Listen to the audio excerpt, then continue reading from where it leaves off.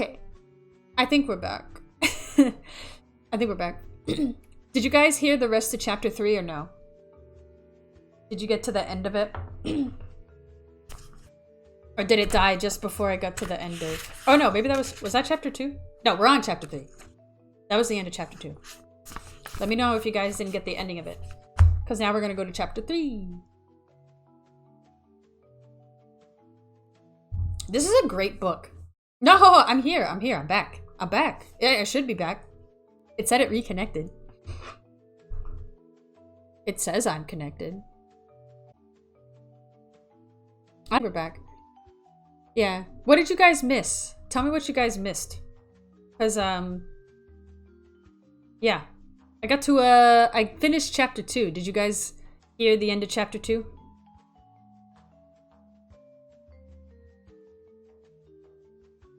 Where she was,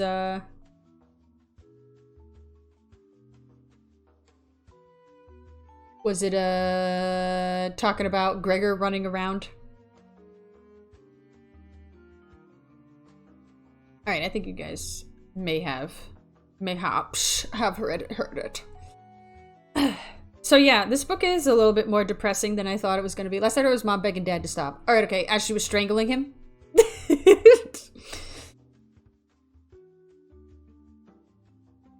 Which is kind of funny.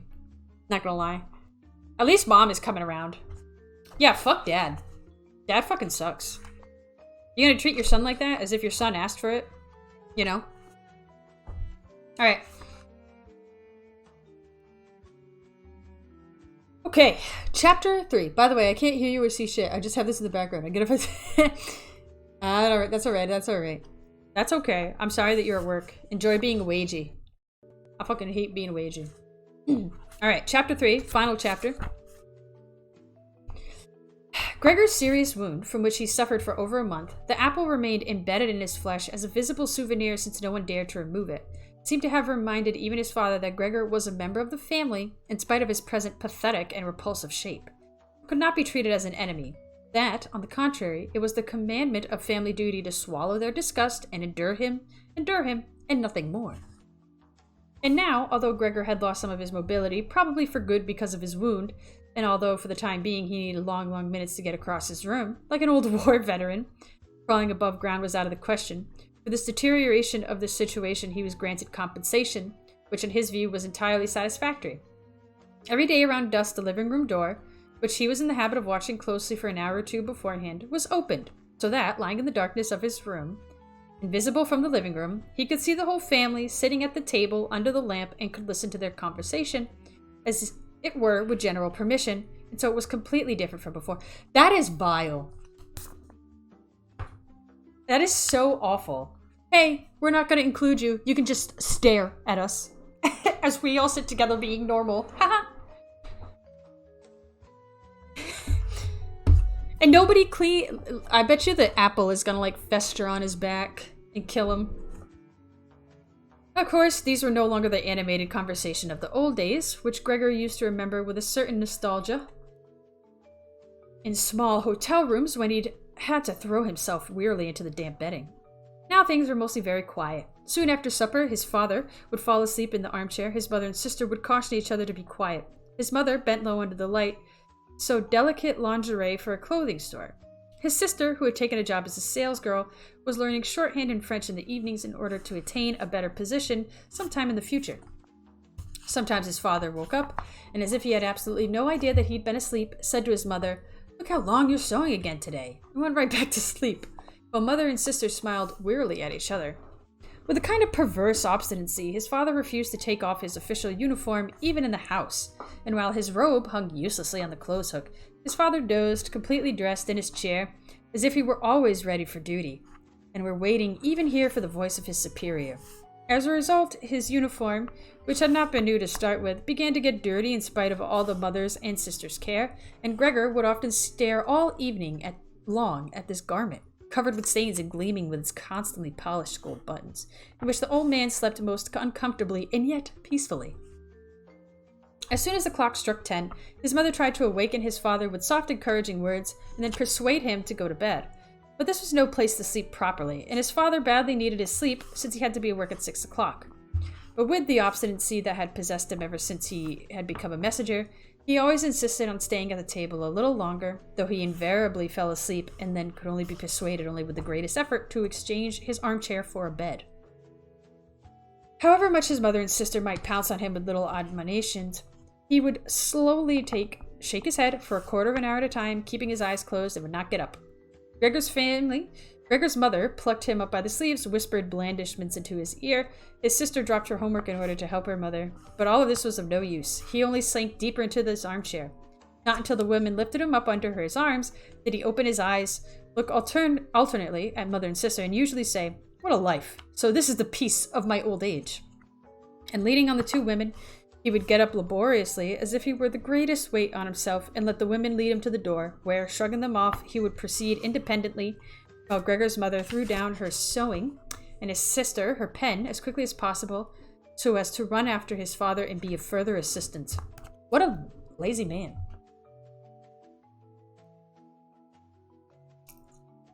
He's old, not that old. Who in this overworked and exhausted family had time to worry about Gregor any more than was absolutely necessary? The household was stinted more and more.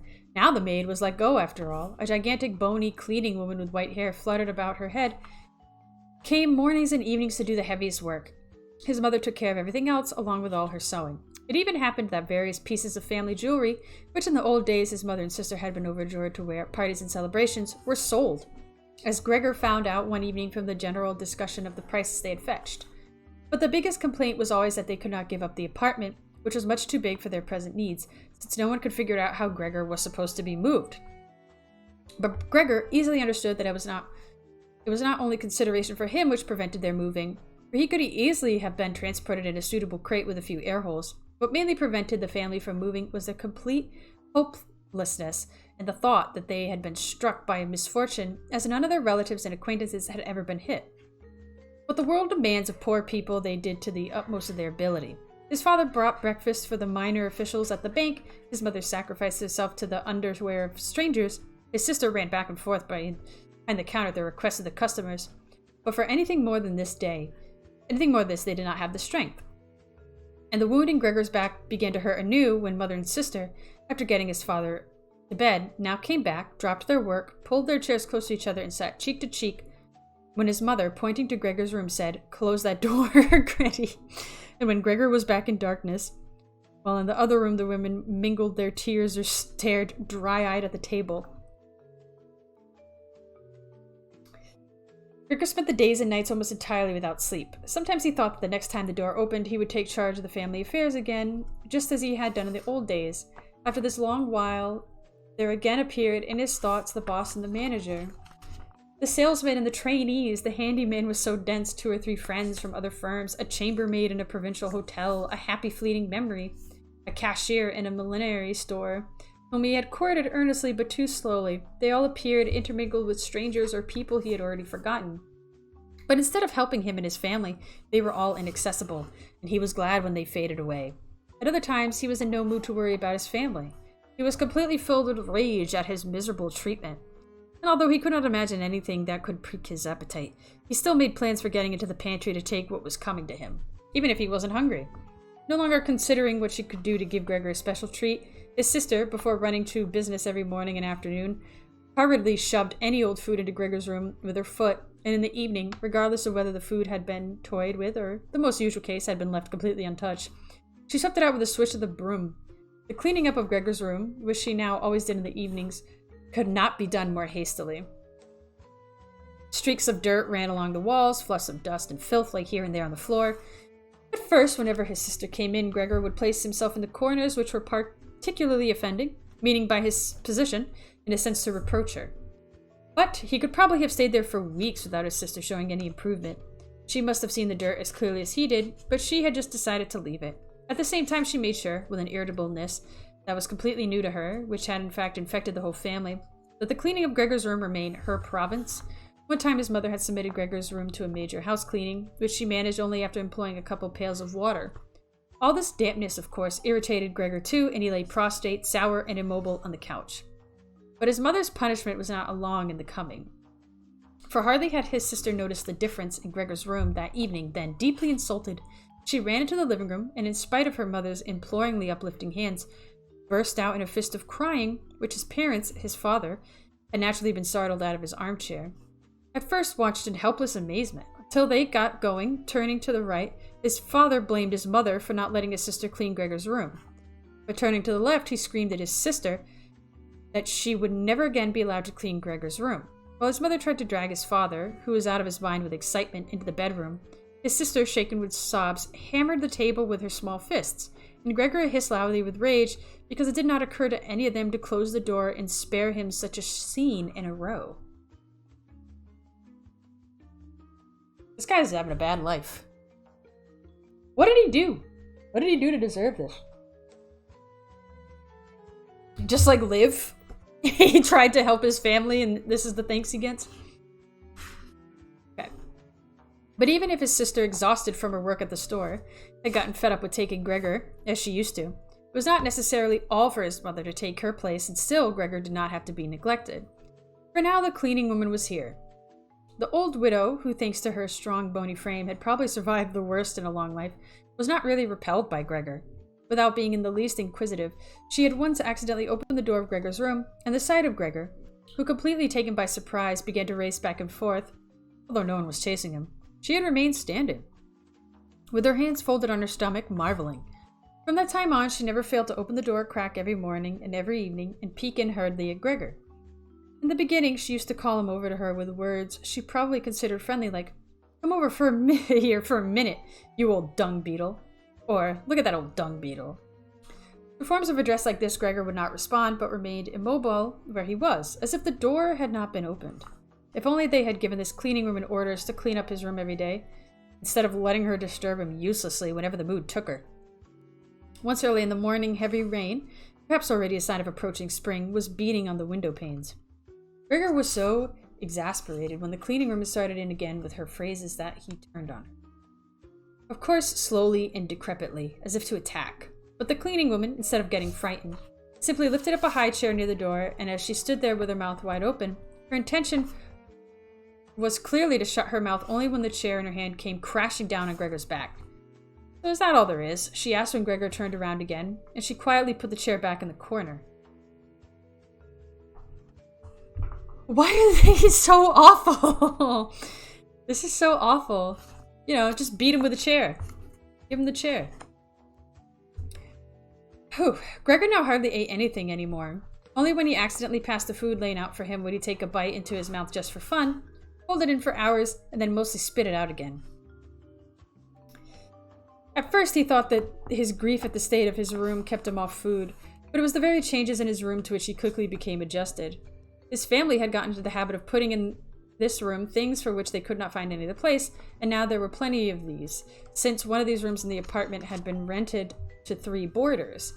These serious gentlemen, all 3 had long beards, as Gregor was able to register once through a crack in the door, were obsessed with neatness, not only in their room, but since they had, after all, moved in there, throughout the entire household, and especially in the kitchen.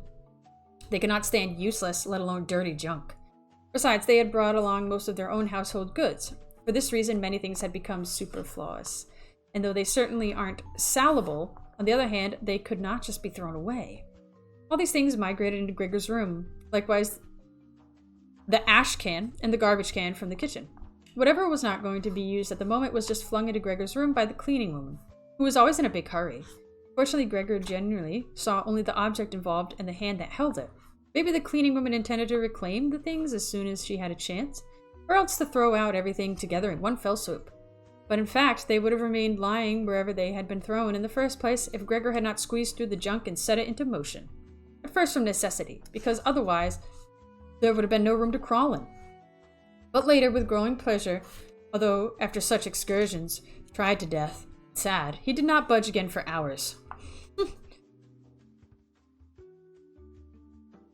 This guy, you think this guy's a hikikomori? It's not like he wanted to be. It was forced on him. Literally forced. Since the roomers sometimes have had their supper at home in the common living room, the living room door remained closed on certain evenings, but Gregor found it very easy to give up on the open door. For on many evenings when it was opened, he had not taken advantage of it, but instead, without the family's noticing, had lain in the darkest corner of his room.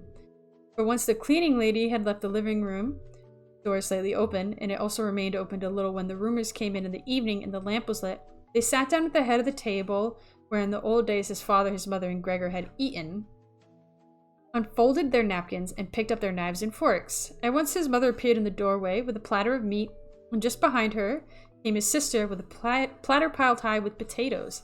A thick vapor steamed up from the food. The roomers bent over the platters set in front of them as if to examine them before eating, and in fact the one who sat in the middle, and who seemed to be regarded by the other two as an authority, cut into a piece of meat while it was still in the platter, evidently to find out whether it was tender enough or whether it should perhaps be sent back to the kitchen. He was satisfied, and mother and sister, who had been watching anxiously, sighed with relief and began to smile. The family itself ate in the kitchen. Nevertheless, before going into the kitchen, his father came into this room and, bowing once, cap in hand, made a turn around the table. The roomers rose as one man and mumbled something into their beards. When they were all alone again, they ate in almost complete silence.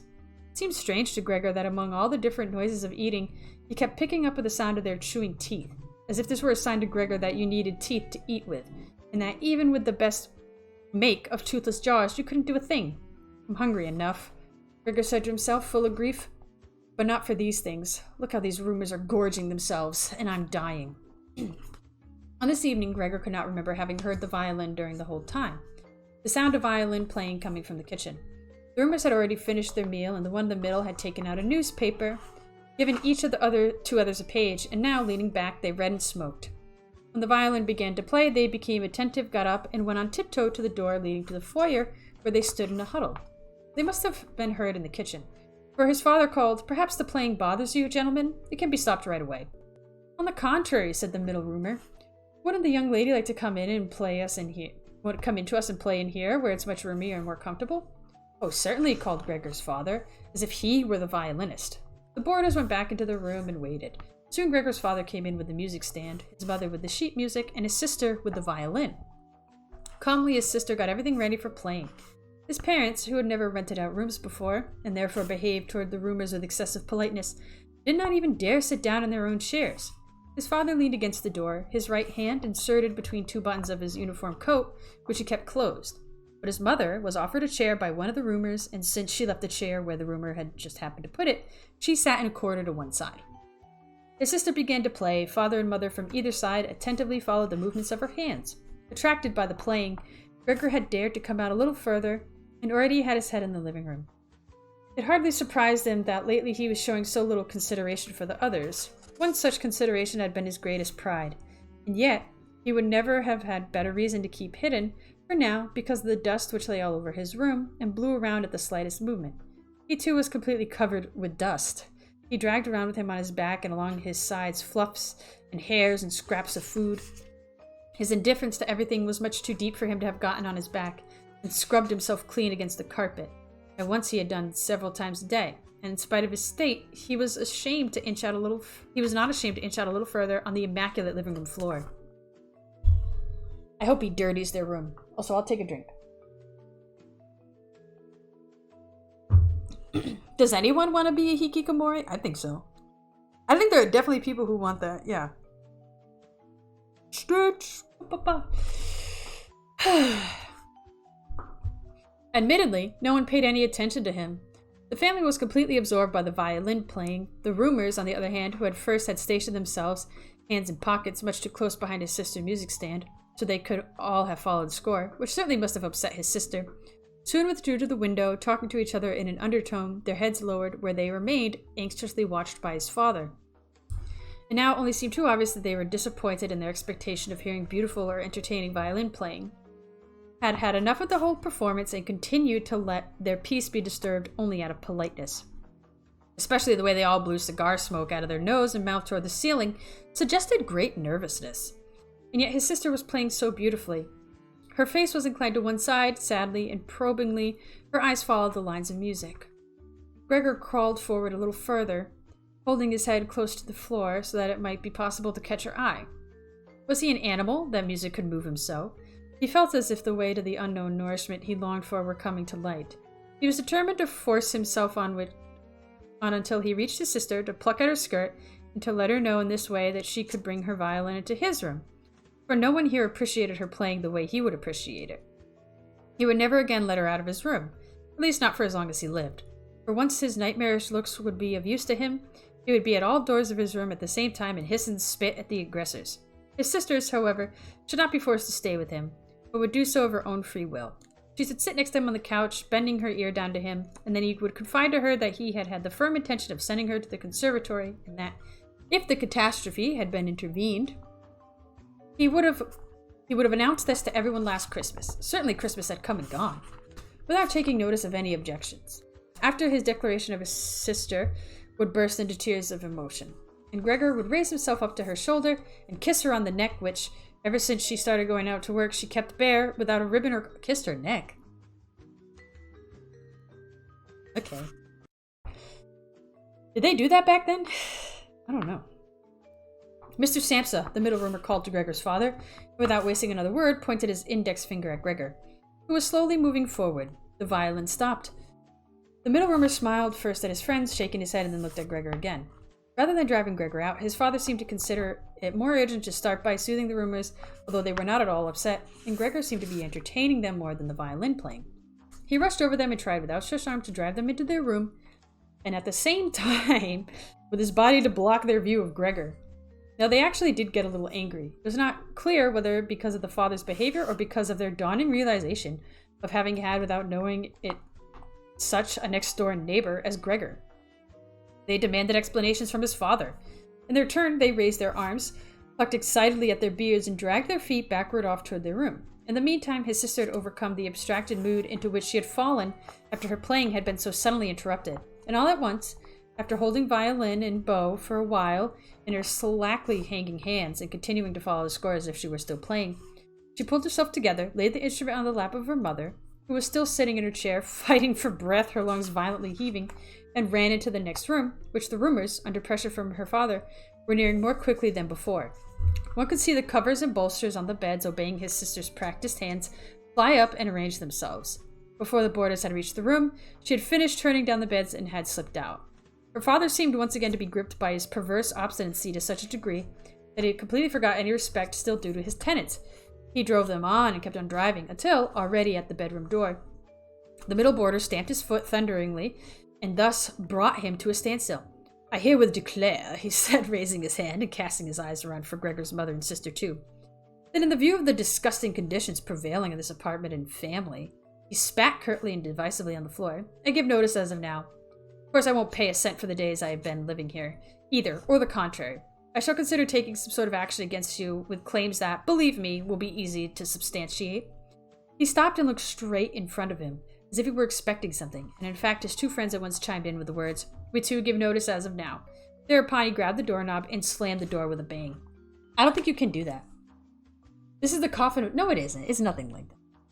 He's totally not into his sister. Welcome in, Daedric. Can you do that? Yeah, I'm just gonna leave.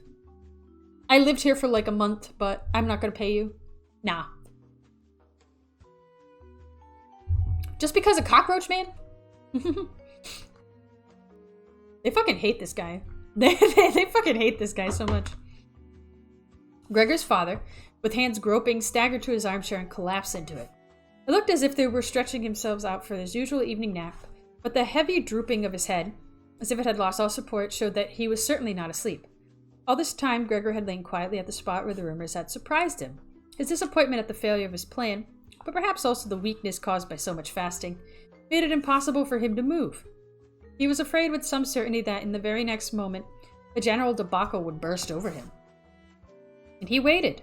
He was not even startled by the violin as it slipped from under his mother's trembling fingers and fell off her lap with a reverberating clang.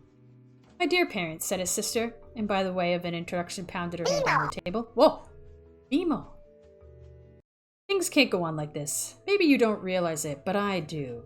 I won't pronounce the name of my brother in front of this monster. And so all I say is, we have to try to get rid of it. We've done everything humanely possible to take care of it and put up with it. I don't think anyone can blame us in the least." She's absolutely right, said his father to himself. His mother, who still could not catch her breath, began to cough dully behind her hand, a wild look in her eyes. They're really gonna kill him? This is so fucked up. Oh, we'll see. Okay. His sister rushed over to his mother and held her forehead. His father seemed to have been led by Greedy's word to more definite thoughts, had sat up, and was playing with the cap of his uniform among the plates which were still lying on the table from the roomer's supper.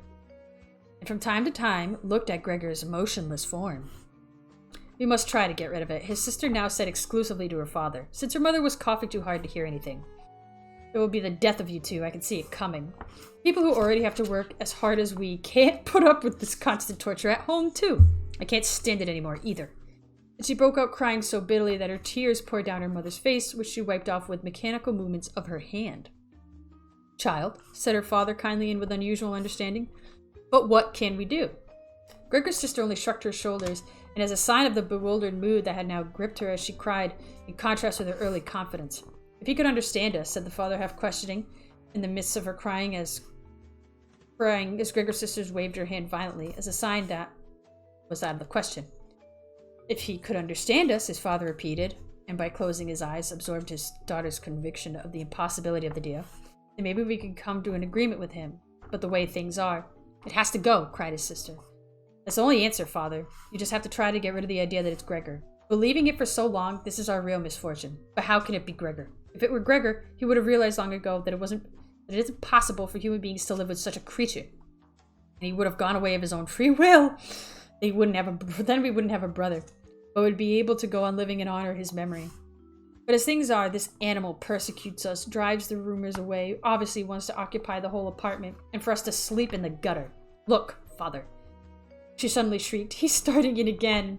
And in a fit of terror that was completely incomprehensible to Gregor, his sister abandoned even her mother, literally shoved herself off from the chair, as if she would rather sacrifice her mother than stay near Gregor, and rushed behind her father, who, upset only by her behavior, also stood up and half lifted his arms in front of her as if to protect her. Oh my god.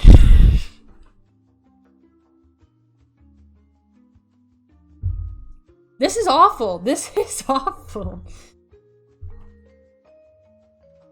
Okay. But Gregor had absolutely no intention of frightening anyone, let alone his sister. He had only begun to turn around in order to trek back to his room. Certainly his movements did look peculiar, since his ailing condition made him help the complicated turning maneuver along with his head, which he lifted up many times and knocked against the floor. He stopped and looked around. His good intentions seemed to have been recognized. It had only been a momentary scare. Now they all watched him, silent and sad. His mother lay in her armchair, her legs stretched out and pressed together, her eyes almost closing from exhaustion. His father and his sister sat side by side. His sister had put her arm around her father's neck. Now maybe they'll let me turn around, Gregor thought, and began his labors again. He could not repress his panting from the exertion, and from time to time he had to rest. Otherwise no one harassed him. He was off completely on his own. When he had completed the turn, he immediately began to crawl back in a straight line. He was astonished at the great distance separating him from his room, and could not understand at all how, given his weakness, he had covered the same distance a little while ago, almost without realizing it. Constantly intent only on rapid crawling, he hardly noticed that not a word, not an explanation from his family interrupted him. Only when he was already in the doorway did he turn his head, not completely, for he felt his neck stiffening. Nevertheless, he still saw that behind him nothing had changed except that his sister had gotten up. His last glance ranged over his mother, who was now fast asleep. He was hardly inside the room when the door was hardly slammed shut, firmly bolted and locked. Gregor was so frightened at the sudden noise behind him that his little legs gave way under him. It was his sister who had been in such a hurry. She had been standing up straight, ready and waiting. Then she had leaped forward nimbly. Gregor had not even heard her coming, and she cried finally to her parents as she turned the key in the lock. And now, Gregor asked himself, looking around in the darkness, he soon made the discovery that he could no longer move at all. It did not surprise him. Rather, it seemed unnatural that until now he had actually been able to propel himself on those thin little legs. Otherwise, he felt relatively comfortable. He had pains, of course, throughout his whole body, but it seemed to him that they were gradually getting fainter, and would finally go away altogether. The rotten apple in his back and the inflamed area around it, which were completely covered with fluffy dust, already hardly bothered him. He thought back on his family with deep emotion and love. His eviction that he would have to disappear was, if possible, even firmer than his sister's. He remained in this state of empty and peaceful reflection until the tower clock struck 3 in the morning. He still saw that outside the window everything was beginning to grow light. Then, without his consent, his head sank down to the floor, and from his nostrils streamed his last weak breath. Oh. When early in the morning the cleaning woman came, in sheer energy and impatience she would slam all the doors so hard, although she had often been asked not to, that when she had arrived, quiet sleep was no longer possible anywhere in the apartment. She did not at first find anything out of the ordinary on paying Gregor her usual short visit. She thought that he was deliberately lying motionless, pretending that his feelings were hurt.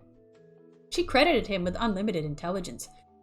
Because she happened to be holding the long broom, she tried from the doorway to tickle Gregor with it. When this, too, produced no results, she became annoyed and jabbed Gregor a little. And only when she had shoved him without any resistance to another spot did she begin to take notice. When she quickly became aware of the true state of things, she opened her eyes wide, whistled softly, but did not dawdle. Instead, she tore open the door of the bedroom and shouted at the top of her voice into the darkness, "Come and have a look! It's croaked! It's lying there, dead as a doornail!" The couple, Mr. and Mrs. Samsa, sat up in their marriage bed and had a struggle overcoming their shock at the cleaning lady before they could finally grasp her message. But then Mr. and Mr. Samsa hastily scrambled out of the bed, each on his own side. Mr. Samsa threw the blanket around his shoulders. Mrs. Samsa came out in nothing but her nightgown. Dressed this way, they entered Gregor's room, and in the meantime the door of the living room had also opened. For Gretty had been sleeping, since the roomers had moved in. She was fully dressed as if she had not been asleep at all, and her pale face seemed to confirm this. "Dead?" said Mrs. Samsa, and looked inquiringly at the cleaning woman. Although she could scrutinize everything for herself and could recognize the truth, even without scrutiny. "I'll say," said the cleaning woman, and to prove it she pushed Gregor's corpse with a broom a good distance sideways. Mrs. Samsa made a movement as if to hold the broom back, but did not do it. "Well," said Mr. Samsa, "now we can thank God."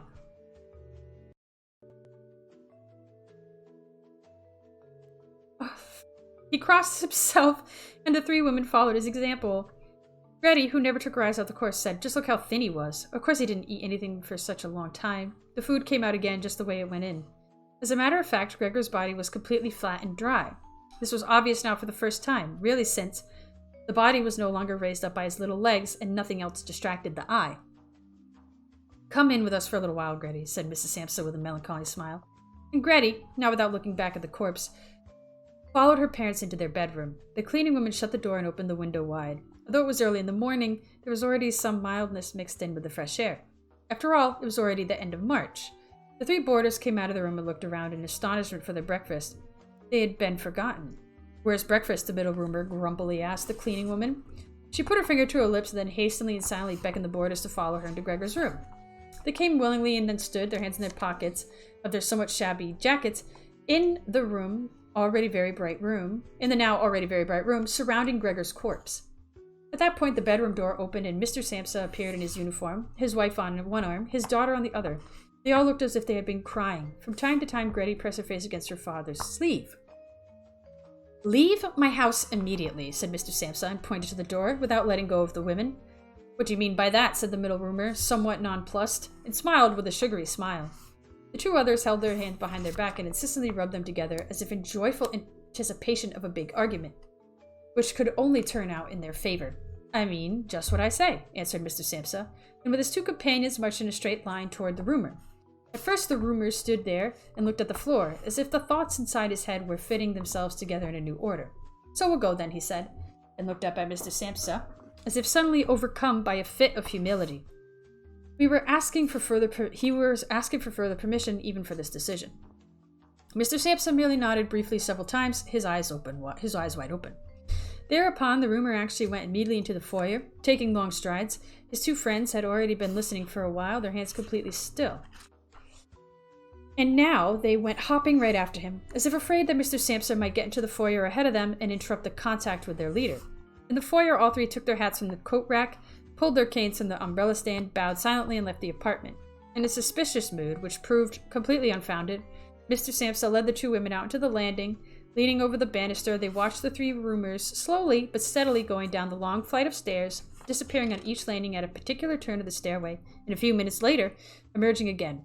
The further down they got, the more the Sampson family's interested in them wore off, and when a butcher's boy with a carrier on his head came climbing up the stairs with a proud bearing toward them, and then up on past them, Mr. Sampson said and the women quickly left the banister and all went back, as if relieved, into their apartment. They decided to spend the day resting and going for a walk. They not only deserved a break in their work, they absolutely needed one. So they sat down at the table and wrote 3 letters of excuse. Mr. Sampson to the management of the bank, Mrs. Sampson to her employer, and Gretty to the store owner. While they were writing, the cleaning woman came in to say that she was going, since her morning's work was done. The 3 letter writers at first simply nodded without looking up. But as the cleaning woman still kept lingering, they looked up annoyed. "Well?" asked Mr. Sampson. The cleaning woman stood smiling in the doorway, as if she had some good news to announce to the family, but would do so only if she were thoroughly questioned. The little ostrich feather, which stood almost upright on her hat and which had irritated Mr. Sampson the whole time she had been with them, swayed lightly in all directions. "What do you want?" asked Mrs. Sampson, who inspired the most respect in the cleaning woman. "Well," the cleaning woman answered, and for a good-natured laughter could not immediately go on. "Look, you don't have to worry about getting rid of the stuff next door. It's already been taken care of." Mrs. Sampson and Gretty bent down over their letters as to continue writing. Mr. Sampson, who noticed that the cleaning woman was now about to start describing everything in detail, stopped her with a firmly outstretched hand. But since she was not going to be permitted to tell her story, she remembered that she was in a great hurry, cried, obviously insulted. "So long, everyone." Whirled around widely and left the apartment with a terrible slamming of doors. "We'll fire her tonight," said Mr. Sampson, but did not get an answer from either his wife or his daughter, for the cleaning woman seemed to have ruined their barely regained peace of mind. They got up, went for the window, and stayed there, holding each other tight. Mr. Sampson turned around in his chair toward them and watched them quietly for a while. Then he called, "Come on now, come over here, stop brooding over the past, and have a little consideration for me too." The women obeyed him at once, hurried over to him, fondled him, and quickly finished their letters. Then all 3 of them left the apartment together, something they had not done in months, and took the trolley into the open country to the outskirts of the city. The car, in which they were the only passengers, was completely filled with warm sunshine.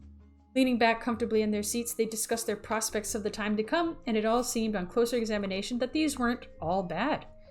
At all bad.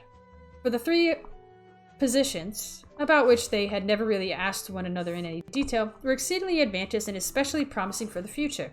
The greatest immediate improvement in their situation could come easily, of course, from a change in apartments. They would now take a smaller and cheaper apartment, for one better situated in a very simpler way to manage than the old one, which Gregor had picked for them. While they were talking in this vein, and occurred almost simultaneously to Mr. and Mrs. Sampson, as they watched their daughter getting livelier and livelier, that they, in spite of all their troubles, which had turned her cheeks pale, she had blossomed into a good-looking, shapely girl. Growing quieter and communicating almost unconsciously through glances, they thought that it would soon be time, too, to find her a good husband. And it was like a confirmation of their new dreams and good intentions, when at the end of the ride, their daughter got up first and stretched her young body. Dude, what the fuck? What awful people. I know, I can't believe this dude just died after not eating. What a terrible book. I mean, it's a good, like, don't get me wrong, it's very well, okay, I'm a little confused by his use of commas. That was, like, what was throwing me off. Sorry if I kept... I'm done listening to elevator music. It's been 2.5 hours. That threw me off a little bit, I'm not gonna lie. The way he uses commas and just his sentence structure. I don't know if it's technically grammatically correct. It probably is. I'm not a fucking, grammar person. But fuck that BGM, to be honest. You could have said something. I would have changed it. But yeah, no. I don't think it was that good. TB. Well, no. The book is good. Book good. What I meant is not that good is that I genuinely feel bad for this guy. Someone told me that it had something to do with like wrestling with insomnia. I don't think it's about insomnia. Is it? I don't really think it's about insomnia. It seems more like, very mentally ill guy. Fuck the family. Yeah. Oh, you love it. The BGM of the book. I think it was a good book. All in all, it was a good book. I find it very fascinating. But I do think it's fucked up that you turn into a cockroach and your family's like, fuck you, and then you die, and your family's like, oh, forget about it. Oh, the BGM. You could have asked. I would have changed it. I thought that was so fucked up. Who betrays their family like that? So there's a note on the text. So the Metamorphosis first appeared in 1915 in the journal Die Wissenblätter, I don't know, volumes 10 to 12. Kafka did not correct the proofs of this edition, which contains many printer's errors. Oh, that's okay. This translation is based on the first book edition of Die Verwandlung, double volume 22, 20 out of 23 in the series I'm not a fucking German. Drgunstag. With the cover illustration of Odomar Stark, published in Leipzig by the Kurt Wolf Verlag in November 1915. The German text was recently been reissued in a facsimile edition. Ugh, I'm not reading that. But it looks like, how's it written? It's got like a ton of commas. So like, well, let me finish this, hold on. A second edition of Die was brought out by the Kurt Wolf Verlag in 1917, but it is difficult to decide whether Kafka had a hand in this version. I count 57 changes between this edition and the edition of 1915, of which I judge 11 to be degradations, 10 to be improvements, and the rest of minimal consequence.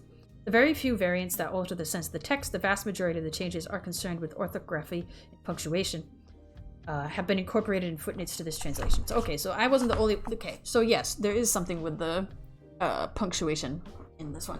So it's like you'll be reading a sentence and then it'll be like a hyphen, comma, and then like a part of a sentence, comma, a little bit of the sentence, comma.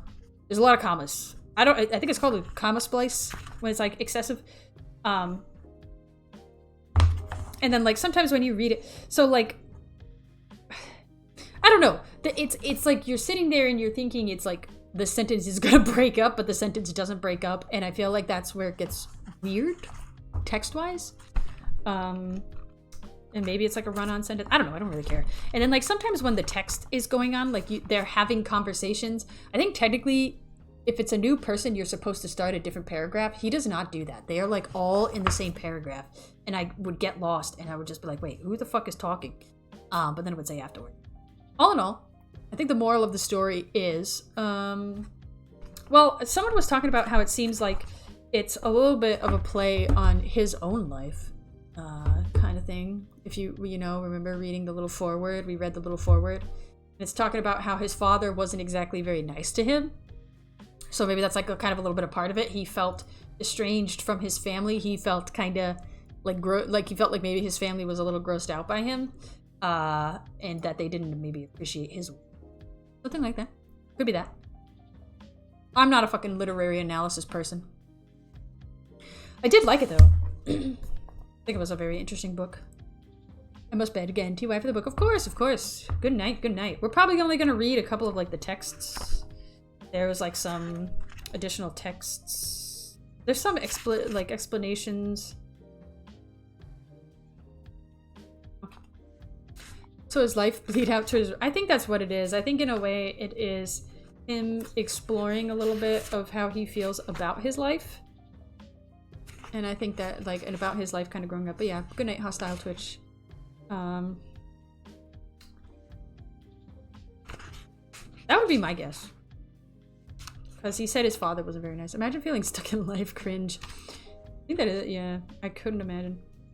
I could not imagine.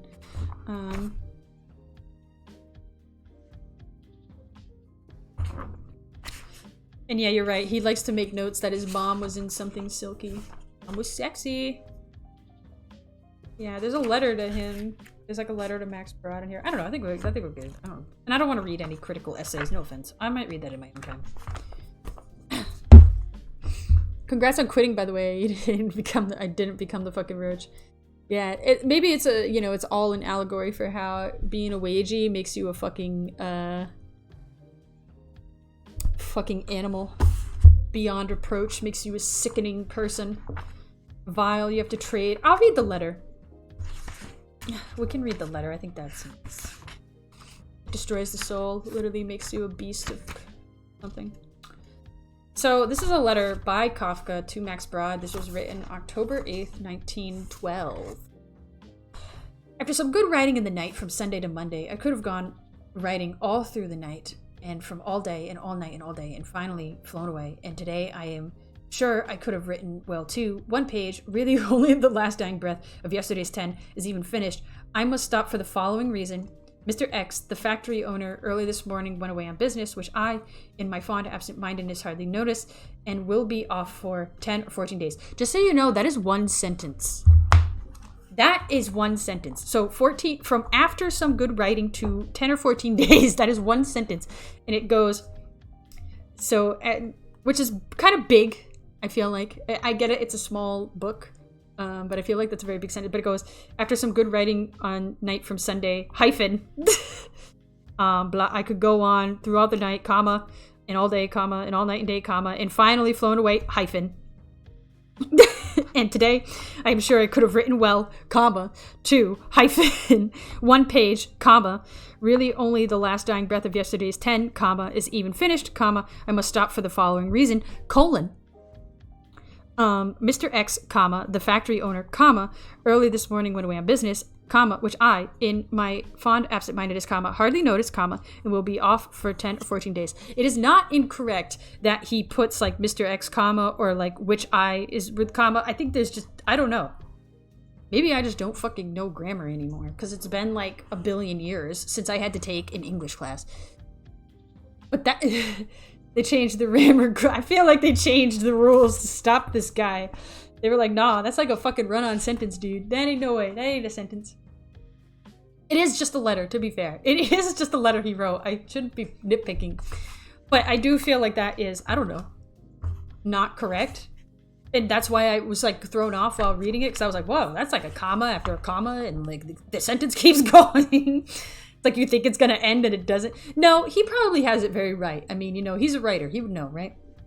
I would have to look into it. I'm trying to think of a writer that I remember had really bad punctuation. But I may be drawing a blank. I don't know. All right. Let's finish this letter.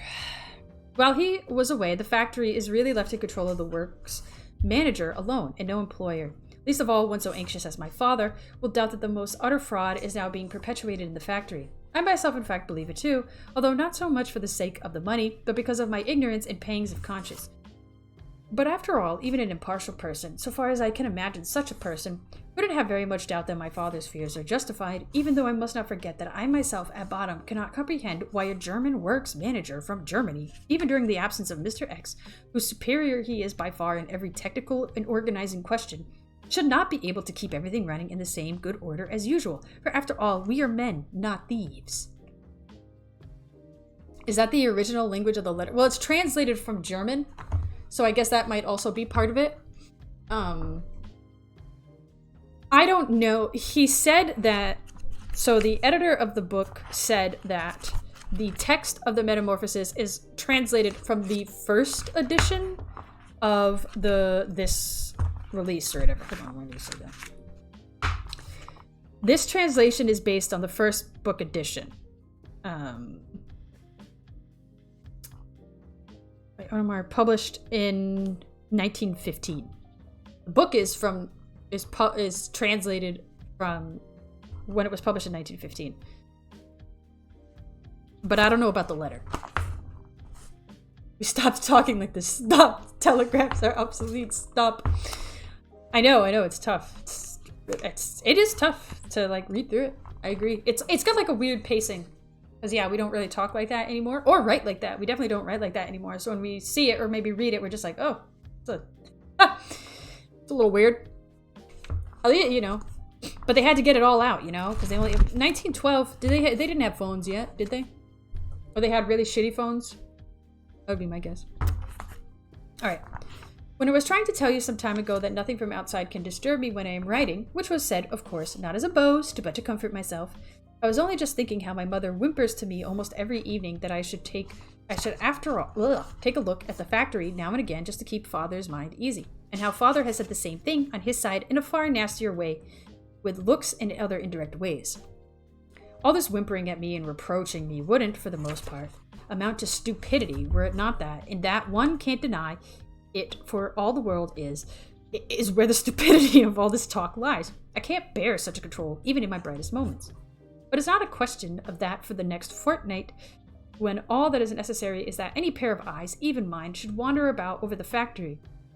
I can't make the slightest objection to this demand being made of me, of all people, because everybody thinks that I am chiefly responsible for founding the factory, though I must have taken this responsibility on in a dream.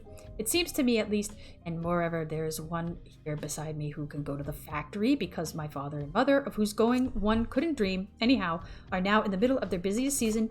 Business seems to be going better in the new shop, too. And today, for example, mother didn't even come home for lunch.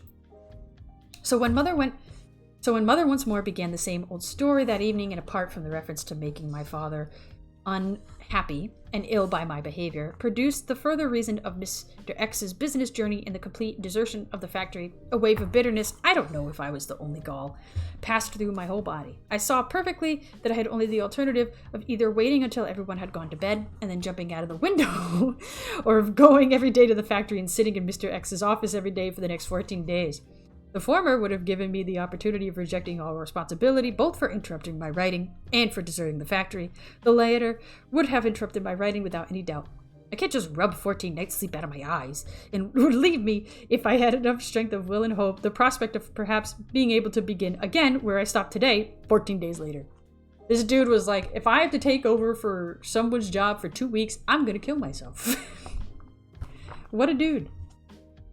So I didn't jump out through the window, and also the temptation to make this letter a letter of farewell, my motives for writing it lie in quite a different direction, is not very strong. I stood at the window a long time, pressed my face against the glass, and I more than once felt like frightening the toll collector on the bridge by my fall. But I felt too firm a hold on myself the whole time of the decision to dash myself to pieces on the pavement to be able to depress me to the necessary level. It also seemed to me that by staying alive I should interrupt my writing less, even if one does nothing but talk of interruptions. Then by dying, in that between the beginning of the novel and its continuation after a fortnight, I might somehow, in the factory, in full view of my satisfied parents, move and have my being in the heart of my novel. My dearest Max, I am putting the whole case before you, not because I want you to judge it, for you are not in a position to have any judgment on it, but since I had firmly decided to jump from my window without writing a letter of farewell. After all, one has the right to be tired just before the end. Now that I am going to walk back into my room again as its occupant, I wanted to celebrate it by writing you a long letter of meeting again, and there it is. And now a last kiss and good night, so that tomorrow I can be what they want of me and be the boss of the factory. Okay, so this is from Max Brod, Franz Kafka biography. It was translated by G. Humphreys, Roberts, and Richard Winston. Apparently it's from 1960. Yeah, big mood. If I gotta work for my parents, I might as well just kill myself. Writing back then? In a way. I mean, you can definitely see that in this letter, right? I feel like you can see what he draws from his personal life into the Metamorphosis book. I feel like you can see that when you read that letter, because he a little bit, right? Like kind of the thing with the father or whatever. But it doesn't sound like the father started off bad. It's like the dad got bad, because it's like, ew, you're ugly. Gross, you're nasty. But I do think it's wicked funny that he was just like, I'm gonna kill myself. I don't want to be there for 14 days. I don't want to work in a factory for 14 days. No, friend, I'm not gonna kill myself. I have to tell you. All right, let's see. Let's read. That's like two. I don't want that. So Kafka to his father, November 1999. It's important to note that this letter was apparently never sent. This letter was never sent. Kafka put these words into his father's mouth. What are you, in fact, set upon is living entirely on me. I admit that we fight with each other, but there are two kinds of fighting. There's chivalrous fighting, in which the forces of independent opponents are measured against each other, each one remaining alone, losing alone, winning alone. And there is the fight of vermin, which not only sting, but at the same time suck the blood too to sustain their own life. That is, after all, what the professional soldier really is, and that is what you are. You are unfit for life, but in order to be able to settle down in it comfortably without worries and without self-reproaches, you prove that I have deprived you of all your fitness for life and put it into my pockets. What does it matter to you now, if you are unfit for life? Now it is my responsibility, but you calmly lie down and let yourself be hauled again through life, physically and mentally by me. Does the author have a physical deformation, or is he just lazy to be fit and fix himself? I think he just wants to write. Is that so bad? Like, is that so bad that he just wants to create artwork? you know, through literature. I think that's what it sounded like he wanted to do, but his dad was like, no, I want to do what I want. That's very interesting. So he wrote that. He wrote a letter to his father in the perspective of his father, calling him unfit for life. And then let's see, what's this one? Entries in Kafka's diary. As of October 20th, 1913, I am now reading the Metamorphosis at home and find it bad. This dude is funny. I like this. This dude is funny. Okay. January 19th, 1914. Great antipathy to the Metamorphosis. Unreadable ending. Imperfect almost to the foundation. It would have turned out much better if I had not been interrupted at the time by the business trip. Oh, so that's him bitching about the fortnight. So the fortnight really did throw him off.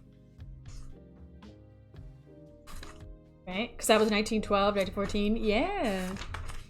Oh, that's it. That's wicked funny. I like that. Damn. This dude's depressed, I think, a little bit, maybe. But I don't know. I don't know much about Kafka's personal life, other than it seems like he did not get along with his father. Interesting. Yeah. I think that was a good read. That only took us 3 hours. Pretty good. I liked it. That was funny. I'll kill myself if I can't write. It's a good one. Alright, guys. So, I will try to be here tomorrow. I think we're either going to do a little Splatfest or we're going to do anime and Splatfest. I haven't decided. Thank you guys for being here. I hope you enjoyed reading The Metamorphosis by Franz Kafka. I liked it. I think it's one of our better books we've read. It's definitely better than the Mind... Do both if you can. I'll try to do both. It's definitely better than Mind Body Problem. Yo, fuck Mind Body Problem. I don't want to read any more of that shit. If I have to read the sequel, I will read the sequel, but I don't want to read...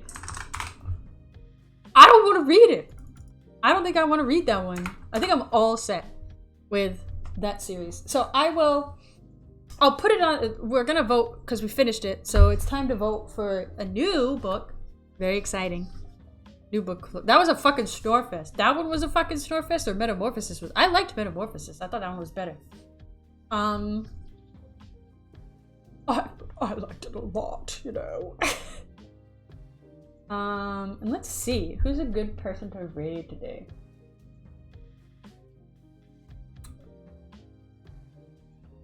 Get the fuck out of here about my ad block. Let's see. I barely remember I don't even know. Let's do No Name Paladin as a raid person. I think that would be nice. I didn't fall asleep on it because I was doing something. What? I thought it was a good one. Kitsu, thank you. Oh my god, it's been 9 months. Holy shit. I hope you enjoy your emotes. Birdmoz, what the fuck? You've been here the entire time? Welcome in, Birdmoz. It's good. Well, goodbye, also. So we'll go to Paladin. Paladin is doing Risk of Rain Returns.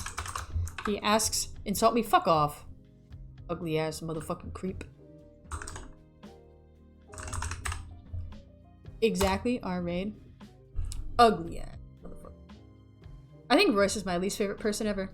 There, I said it. I hate Royce. I will always hate Royce. I will never like him. I wish bad things upon you, to be honest. Very bad things. Have fun at Paladin. Yo!